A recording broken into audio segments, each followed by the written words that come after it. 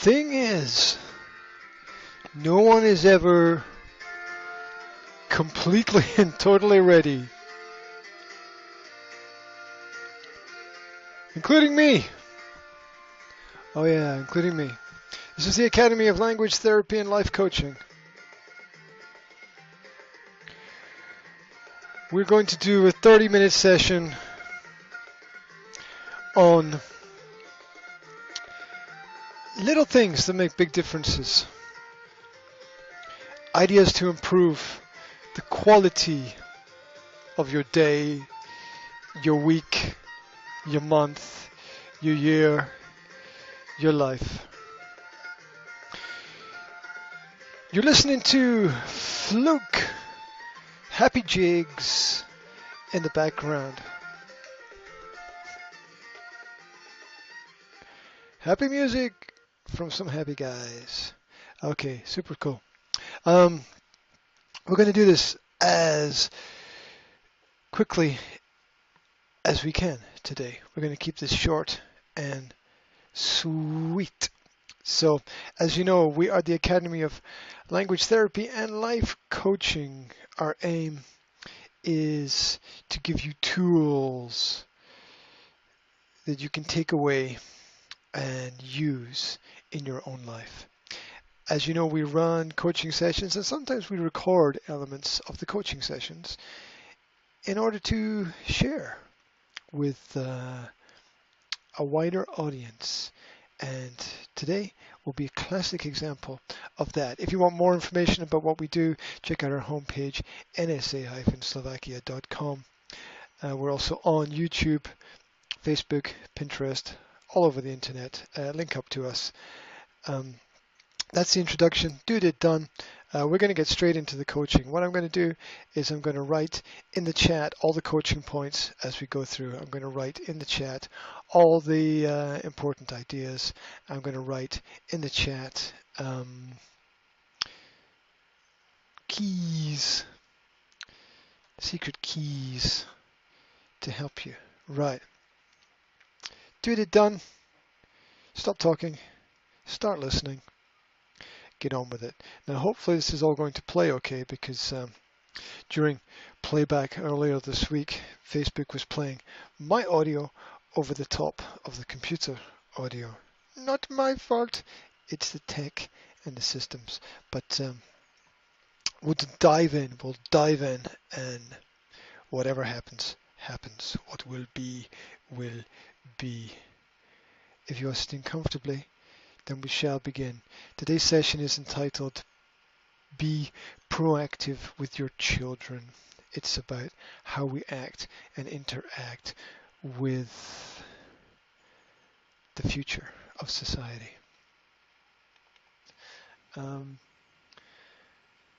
I went through a very interesting little psychological experiment a few days ago, which is we all have an earliest memory. We all have An earliest memory, the very first thing you remember. Sometimes when you're 3, 4, 5 years old, something, maybe a party or meeting someone or a birthday present or a new place or a new experience or something that made you happy or something that made you sad. We all have an earliest memory, which is key to who we are. But things happened before that. There were always things that happened before our earliest memory.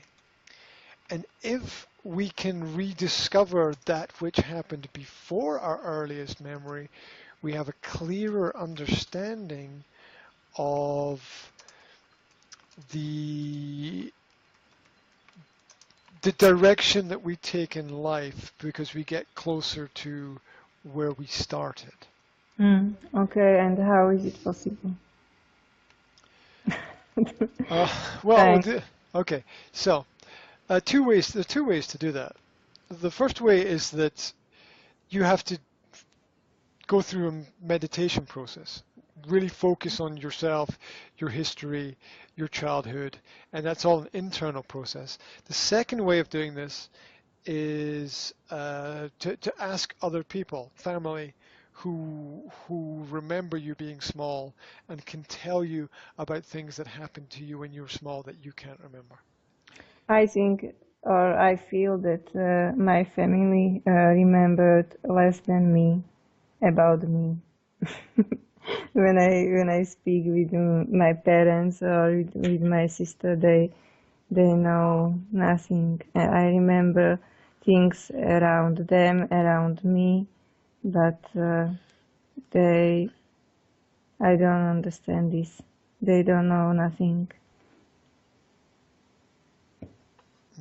Okay. Why do you think that is?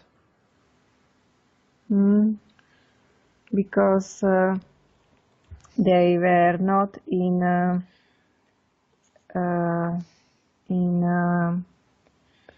present moment on this time, and their mind was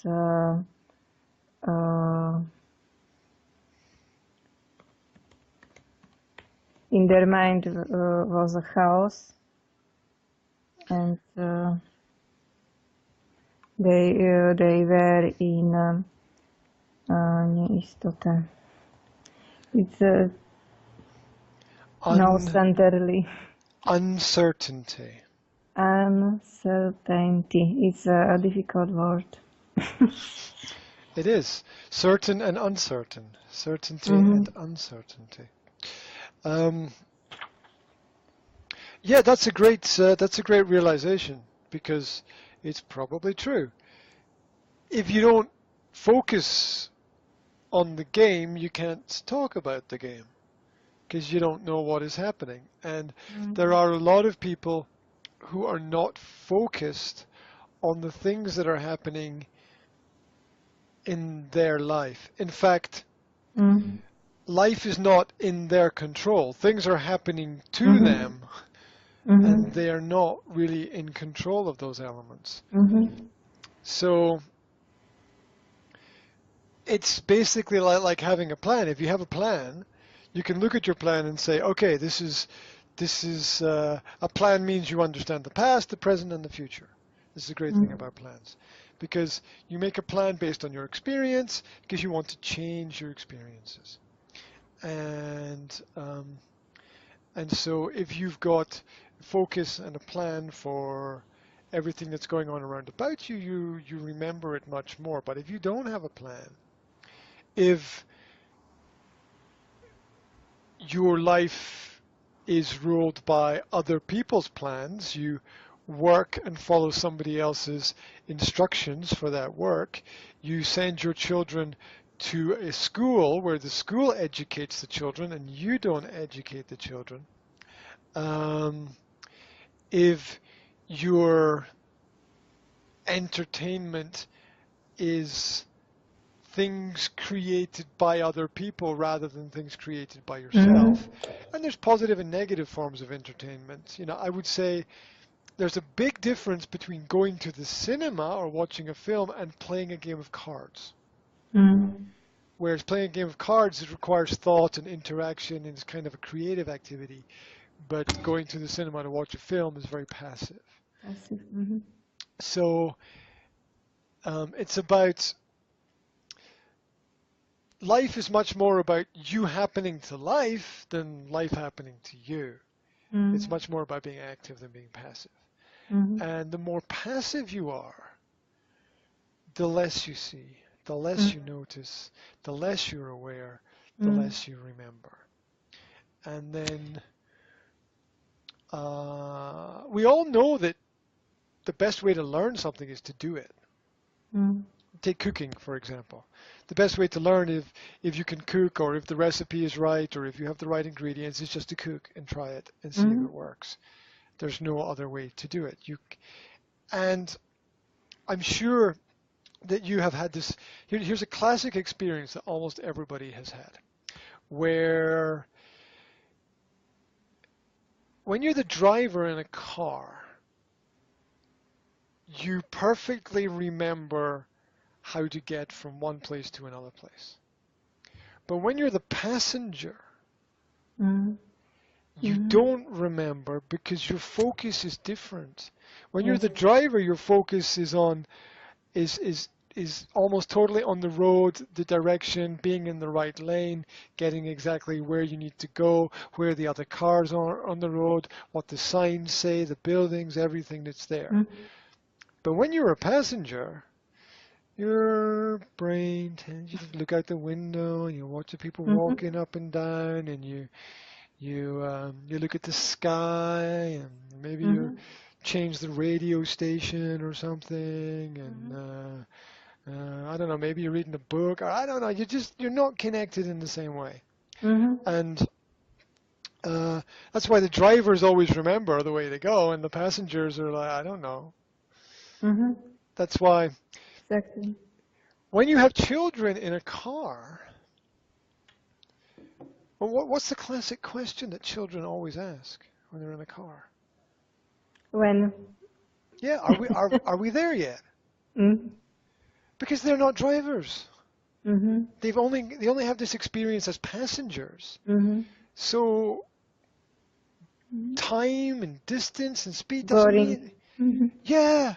Yeah, it's like they don't know if they're in the car for 5 minutes or in the car for 25 minutes because it's the same experience for them. It's in general not interesting because there's not that much they can do except sit and look out the window. Maybe they can have an interesting conversation, maybe they can play with their phone or whatever, but all children always ask the same question, are we there yet? How long? How much further? And because they have no concept of time, because they don't have any experience of driving. They don't know what it means to drive and to plan and organize. Whereas if you sit down with your kids and you explain to them time and principles of time and concepts of time, and if you say, okay, you're the driver. Imagine you're the driver. How long do you think it's going to take to drive from here to there? How long do you think? It's going to take like 10 minutes? 20 minutes? Half an hour? And you can slowly bring to them a concept of time and an understanding of time by bringing them into the planning. Should we go here or should we go there? Okay, how much time will it take? Do we have time to go here and there at the same? Should we take this road or that road? Why does everyone take this road? Why does nobody take the other road? And by bringing them into the planning of things, we're going shopping. What do we need? What do we need to buy? Go and look in the fridge. Tell my son, William, go and look in the fridge. Tell me what we don't have. There's a mind-blowing question for a kid, right? The kid's like, what do you mean? How can I tell you what we don't have when I can't see what's not there? Right? But the principle is to spark the mind and to get the children thinking about what is normally there that they can't see, or what we're using, what we don't have enough of, what's going to finish. It's always this. What is his reaction on his answer to this question? At the moment, my son's favorite answer is, I don't know. He says it with that intonation. I don't know. So I say, William, what should we have for lunch? I don't know. Well, come on. We've got to get beyond this I don't know stuff, right? You got to, because everybody knows something. Yeah. So, and the I don't know comes from not enough cognitive contact, not enough involvement in decision making. And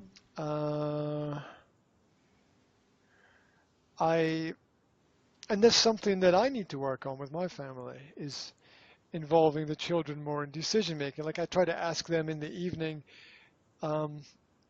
what should we do tomorrow?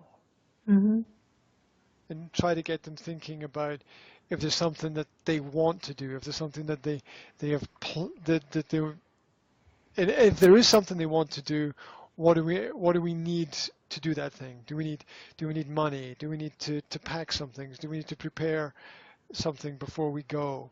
If it's to the swimming pool, or if we're going for a picnic somewhere, how much food should we take? What kind of food Mm.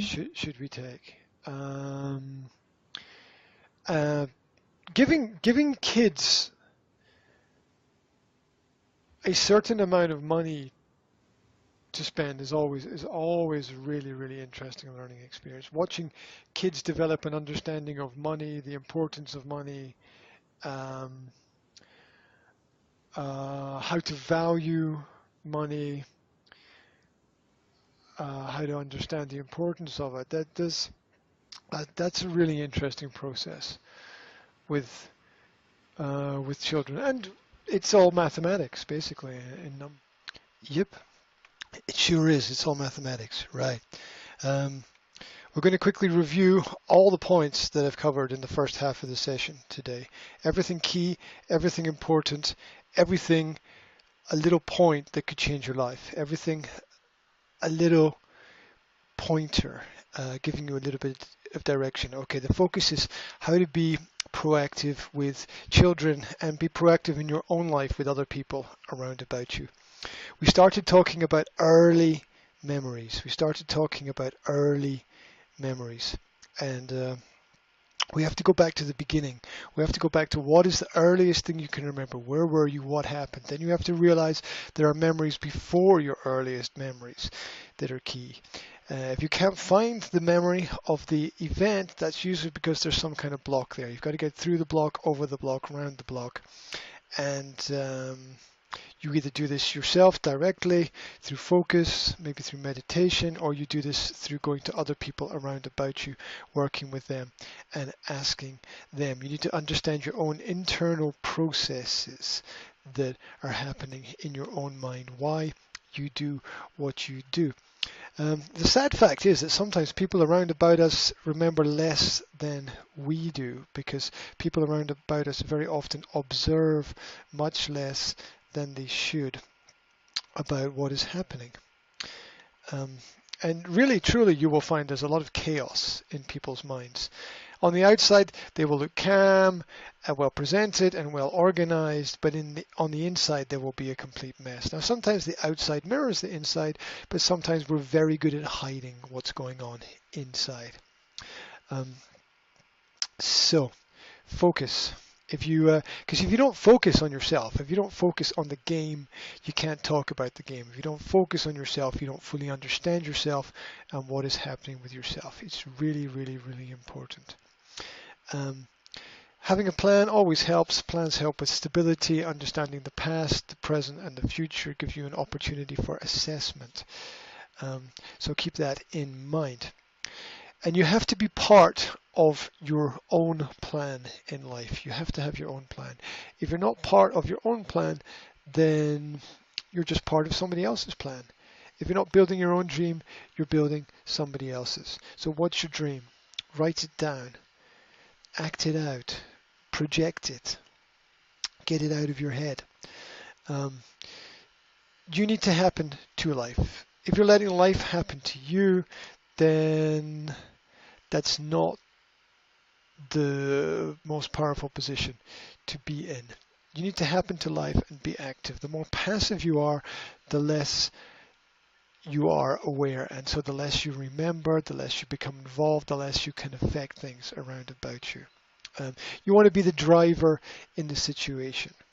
You want to be the chauffeur in the car. The driver always remembers more about the journey than the passengers, because the driver is more focused on where they're going and what is happening. Passengers get distracted. Now, then we got on to kids. The classic question that children ask is when they're in the car is, are we there yet? Are we there yet? And that's a classic question because the children have little or no control over what is happening in that environment. They're disconnected from the concept of distance and time in the journey. And how do we get around that?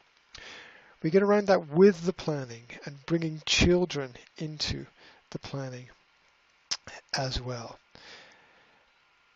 Ask the kids. Ask the kids. Ask the kids if they know where they are. Ask the kids if they know how long the journey will take. Ask the kids. One of the things with planning, and we talked about shopping, is getting children to think about not just what do we have, but what do we not have. Understanding the negative space that exists. And very often what we don't know, or situations where we don't know things, or answers that are I don't know, come from people not being involved enough. The speaker feeling distant and not really part of the conversation and what is going on. There's so much there, so much good stuff. Right. We shall continue part two, and helping them to understand the principles of numbers and where does money come from and how do you get more of it and what can you use it for, and money should never be given to children without them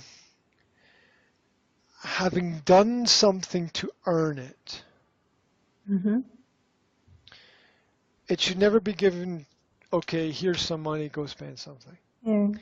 It should always be trade. It should always be barter. If you want the money, what are you going to do? Or we're going somewhere, when we get there, you're going to need some money. I've got the money, but you're going to have to do some stuff for me first if you want me to give you the money. Or we can make the trade the other way. It's like I can give you the money and you have to promise to do things for me. But if you promise and you don't keep your promise, you don't get the money the second time.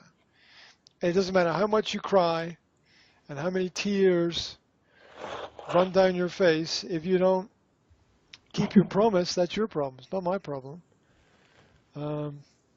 So never, ever, ever ask somebody for something. Always ask someone what you can do for them. Never go to someone and say, I need this, or I want this, or whatever. You always go to someone and say, what can I do for you? How can I help you? What do you need? And first invest in them before asking for any kind of help. So the first stage is always a personal investment.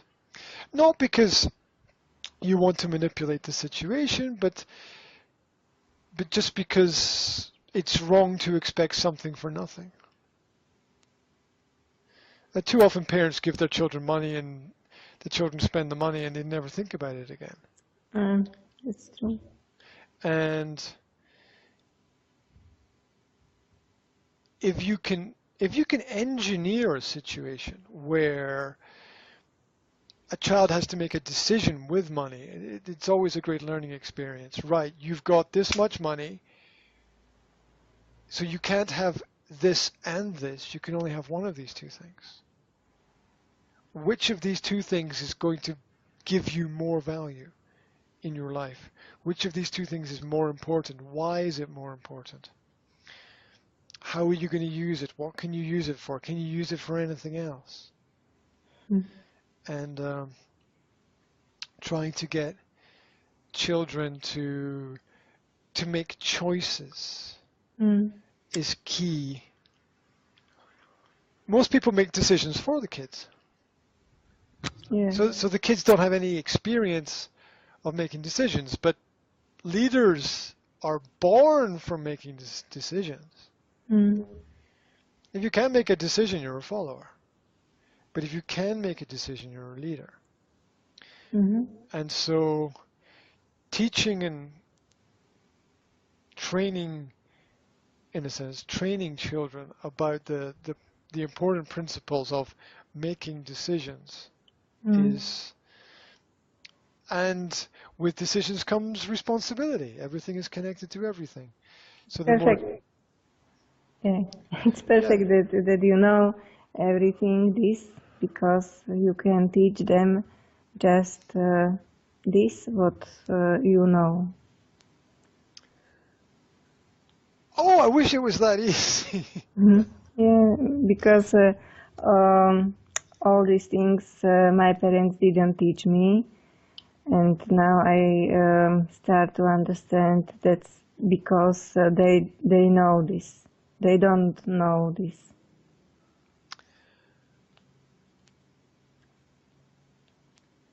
It's hard, and I I think as a society and a world we're getting better. More people are learning these things, but knowledge of these things was knowledge of human psychology was not common more than 100 years ago. People knew that people liked certain things in certain ways, but they weren't quite sure why. And the last 100 years has been a lot of in-depth psychological study of personality, and social habit, in in order to try to understand why we make the decisions that we make, and hopefully to guide the world in a more peaceful path, in a more peaceful way. And I think that it is working slowly, but the brain is just like the stomach. You know, whatever you feed it with is, you know, the quality of your life. And if you don't spend time with intellectual activity, if you don't spend time stretching the muscle that is the brain, for me the brain is a muscle, so it has to be trained, it has to be stretched. You have to work on your memory, and the best way to work on memory is to read, and so few people truly read nowadays. I think it's quite sad. Most people are, I don't know, texting or reading a blog page, or they're just too busy to have time to read. But a lot of things are naturally instinctive. It's like the mothers know that they should breastfeed their children. There's a lot of just choices that are just automatically positive that we know to do without thinking much about them. You know, if somebody falls down, we help them up. I mean, it's the instinctive reaction.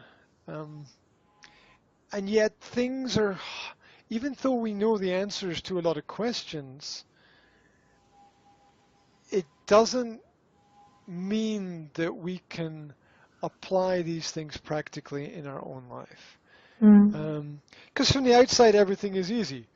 Football, goals. Put the football in the goals to get points, right? I mean, it's simple. But then you play the game and it becomes extremely complex, because there are rules about what you can do and what you can't do, and there are other people involved, and everyone's got a different position and a different role to play, and so life becomes complex very quickly, and it's the complexity of things that confuses people and causes mistakes. Where if you can stay focused, and staying focused means keeping things simple. If you can keep things simple, you can stay focused. If you can stay focused, you can keep things simple. These two things work together, and you know, it's like being pregnant and giving birth. If you're pregnant and you're thinking all the time about, oh my God, how am I going to give birth? I mean, it just overcomplicates it, because it's going to happen naturally. So what you have to focus on is just eating the right food and not eating the wrong food, basically. And that's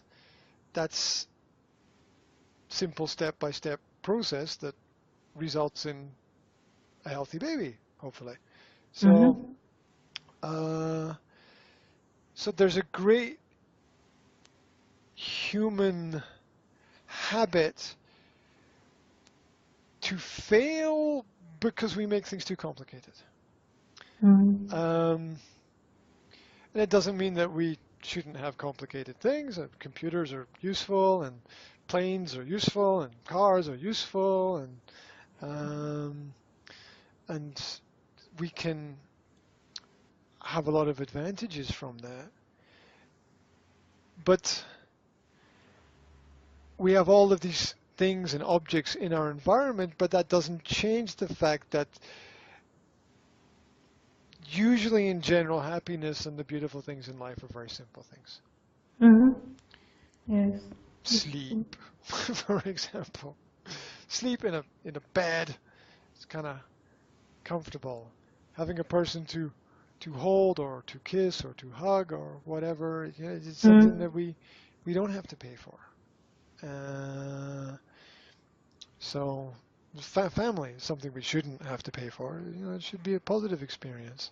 Um, so the more we can simplify things and sort of, I think block out that which is not so important, which is the past sometimes. Mm-hmm. We focus on going forward. Nobody focuses really on walking backwards. We all focus on walking forwards because we know that's the direction we need to go in. There's only one way to go. Time goes in one direction. There's a knock at the door. I think Yeah. that's my Yes. son. Wait, excuse me 1 second. Who's that? Are you? Oh, hello there. Are you gonna say hello to my student? Oh, it's an army. I'm being invaded.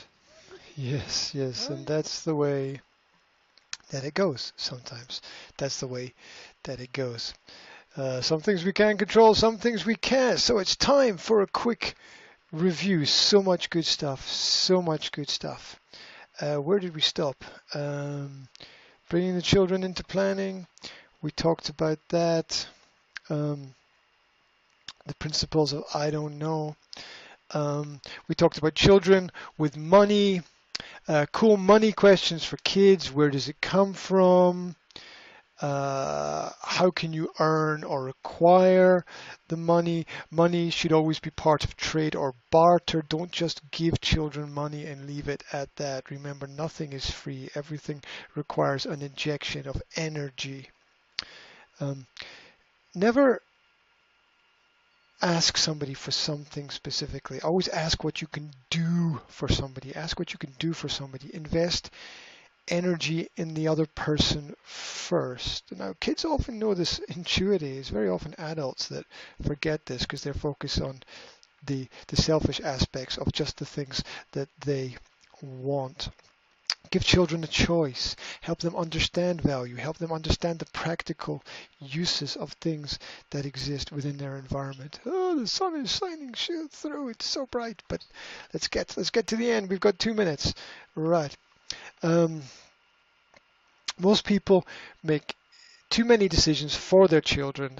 If we want the children to develop leadership skills, we need to let the children make decisions for themselves. We need to let them make mistakes because with the decisions comes responsibility. Now, in the last 100 years, we have studied the reasons for actions much more. These ideas are key for a peaceful world. So we're all growing together. We're standing on the shoulders of giants. How you feed your brain influences the quality of your life. Be aware of the information that you're putting in. Good input will lead to good output. Best way to work on memories and the brain skills is to read information from the right sources. What are the right sources? We'll get to that another day. But sadly, most people are too busy to even think about reading at the moment. We need to change that. We need to develop our natural instincts for learning and allow children's instincts to develop as well. Knowing the right answer does not mean that we always ask the right questions. It's not easy. Knowing the right answers does not also mean that we automatically get things right. Life is difficult. Life is complex. Complexity confuses people and leads to us making mistakes. The focus needs to be a simple process. Failure is very often related to complexity. Although complexity itself is not useless, do not become addicted to the idea of complex systems. Happiness is very much related to the simple things in life. Go back and listen to that part again. Happiness is related to the simple things in life. And I gave a list in the presentation. So go back and find it. Block out the unimportant, walk forwards, follow the process of time, stand in your power, grow, become everything that you can become. And that's not the phone, it's actually the door. And that means that my next client is here and I've run out of time. So it's the Academy of Language Therapy and Life Coaching. Join us on our homepage, Facebook, YouTube, Pinterest. I'm going to play out with a bit of fluke here in the background. Wherever you are, have a great, great, great day. Go get yourself some.